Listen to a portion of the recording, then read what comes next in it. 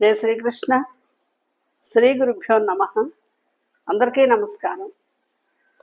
ఈనాడు మన సాహిత్యాంశం అవధానాలు, చాటుపద్యాలు. కవిత్వం అనేది ఆసు కవిత్వం, మధుర కవిత్వం, చిత్ర కవిత్వం, విస్తర కవిత్వం అని 4 విధాలని మన ప్రాచీనులు చెప్పి ఉన్నారు. చాటువులు ఆసు కవితా శాఖకు చెందినటువంటి పద్యాలు. చాటువు అనే పదానికి ప్రియవాక్యము, ఇచ్చకపు మాట అనే అర్థాలున్నాయి. చమత్కారంతో కూడినప్పుడే అప్పటికప్పుడు చెప్పే పద్యం చాటు పద్యం అవుతుంది. చాటువులు చమత్కార సంధాయకాలు, రసస్ఫోరకాలు, హృదయాహ్లాద కరాలు, ప్రియమైనవి. చాటు పద్యం అంటే కవి సరదాగా చెప్పిన పద్యం అన్నమాట.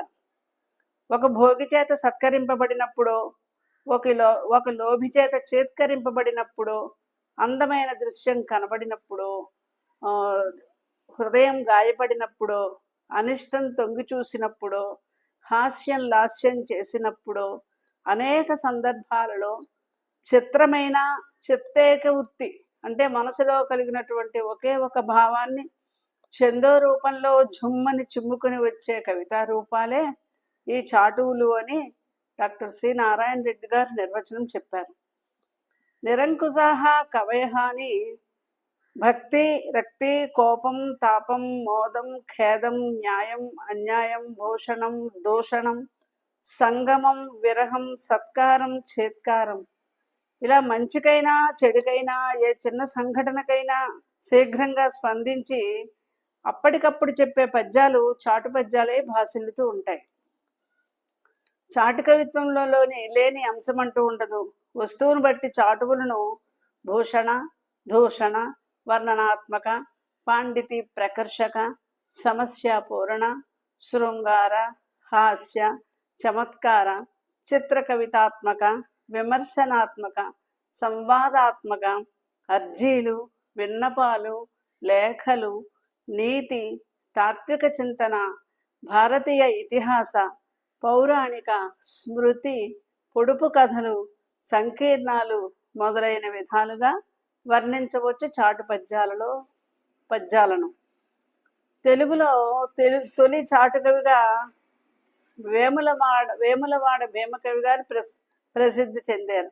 తర్వాతి కాలంలో శ్రీనాథ మహాకవి, అల్లసాని పెద్దన గారు, తెనాలి రామకృష్ణ, అడిదం సూరకవి, వీళ్ళందరూ కూడా లెక్కలేనని చాటువులు చెప్పినట్లు మనకి తెలుగు సాహిత్యం పరిశోధిస్తే తెలుస్తుంది.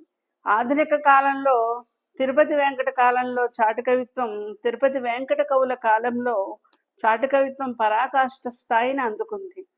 చాటు కవులు కావ్య కవుల కంటే కూడా నిరంకుశులు, అంటే వాళ్ళకి ఏమీ అడ్డుండదు. కవులమిప్పటి రూల్స్కు కట్టపడము అన్నారు తిరుపతి వెంకట కవులు అనేటువంటి ప్రతిజ్ఞ వాళ్ళది. వీళ్ళు అవధానం చేస్తూ కూడా అనేక చాటు పద్యాలని అలవోకగా చెప్పిన సందర్భాలు ఉన్నాయి. వీరు ఒకసాట అంటారు తిరుపతి వెంకట కవులు, అటు గద్వాలిటు చెన్నపట్టణము మధ్యంగల్గు దేశమునన్ చెటుల స్ఫూర్తి శతావధానములు మెచ్చంజేసి ఉన్నట్టి అని. మేము అక్కడ గద్వాల నుంచి ఇక్కడ చెన్నపట్టణం వరకు కూడా అనేక శతావధానాలను వనరించాము అని వివిధ అవధానాలలో వాళ్ళు వనరించినటువంటి చాటు పద్యాలను, చమత్కార పద్యాలను మనం చెప్పుకుంటాం. నూజివీడు అవధానంలో ఒక పృచ్ఛకులు ఉత్సాహంగా పకోడీని వర్ణించమని తిరుపతి వెంకట కవులను కోరుకున్నారు. ఈ వర్ణించిన తీరు వింటేనే, ఆ పద్యం చదివితేనే మనకి నోరు ఊరుతుంది. శనగపిండి, ఉల్లిపాయ, చిన్ని మిరపకాయలన్ జొనిపి అందు అల్లమింత జొనిపి ముద్ద చేసి అనల తప్తమైన నేతి అందు వైచి వేచినన్ చనుపకోడి అనడి పేర చక్కనైన ఖాద్యమౌ అని పకోడీ చేసే విధానాన్ని కవి ఎంతో చమత్కారంగా, హాస్యరసభరితంగా ఇందులో చెప్పడం జరిగింది. అలాగే ఆ రోజుల్లో బైస్కిల్ అంటే సైకిల్ అని చెప్పుకోదగినటువంటి ఒక వాహనం, దాన్ని తిరుపతి వెంకట కవులు గారు ఎంతో చమత్కారంగా సైకిల్ యొక్క పరిస్థితిని చెప్తున్నారు. నీరున్ కోరదు, గడ్డి నడగదు, ఒక కొన్నేను వలన్ వేడదు, దేవ ఏవారెలెక్కిన క్రిందందోయదు ఒకటన్ పజ్జన్ భటుండుంట చేకూరంగా వలదెంచు బైస్కులునకున్ కోపం బొకింతేని లేదు ఔరా వాజకి సాటి అయిన ఇది విశ్వామిత్రి సృష్టంబకో అని చమత్కారంగా చెప్పారు. తిరుపతి వెంకట కవులు నరసరావుపేట అవధానంలో కొండవీటి సీమను సీసపద్యంలో ధారతో పాటు వ్యంగ్యంగా పండించారు ఒక చమత్కారభరితంగా. ఆ పద్యంలో సీసపద్యంలోని ఎత్తుగీతి ఆ పద్యానికి ప్రాణం పోస్తుంది. ఆ పద్యాన్ని చెప్పుకుందాం. నదిలోన స్నానమేనాడెరుంగవు కదా, నదిలోన స్నానమేనాడెరుంగవు కదా, పాతాళ గంగా జలమ్మె గాని సాల్యన్నమునకున్న సారెరుంగవు కదా, గోగాకులును జొన్న కూడె గాని శాఖపాకాదుల చెవి ఎరుంగవు కదా, దోసకాయల అడియాసెగాని సౌధమ్ముల వసించు జాడెరుంగవు కదా, మట్టి మిద్దెలయున్కి పట్టెగాని ఒక్క కోటీశ్వరుండు నా యొద్ద నుండెననుచు కడు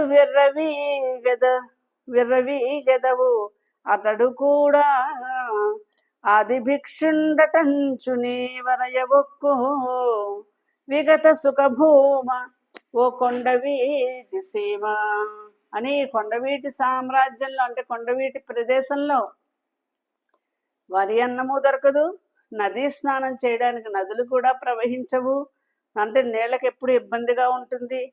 అక్కడ ఉన్నవాళ్ళు పాతాళ గంగాజలం అంటే ఎక్కడో బావి లోపల ఉండేటువంటి జలాన్ని తెచ్చుకుని మాత్రమే స్నానం చేస్తారని, శాల్యన్నము దొరకదు, గోగు ఆకులు జొన్నకూడు తింటారని, శాఖపాకాలు వివిధ రకములైన కూరగాయలు దొరకవు, కేవలం దోసకాయ మాత్రమే అక్కడ లభిస్తుందని, సౌధాలలో పెద్ద పెద్ద భవనాల్లో ఉండే అదృష్టం లేదు, మట్టి మిద్దెలు ఉన్నటువంటి గుడిసెలలో మాత్రమే ఉండాలని చెప్తూ నీకు తెలియదా అని ఇక్కడ వ్యంగ్యం ఏంటంటే, ఒక కోటీశ్వరుండు నా యొద్ద నుండెననుచు, ఒక కోటీశ్వరుడు ఈశ్వరుడు అనే పేరు కలిగిన ఆయన మన దగ్గర ఉన్నాడని వెర్రవీగుతున్నారేమో, ఆ ఈశ్వరుడు పరమేశ్వరుడు సాంబశివుడు కూడా ఆది భిక్షువే కదా అని చమత్కారం ఇక్కడ సాధించారు ఎత్తుగీతి పద్యంలో.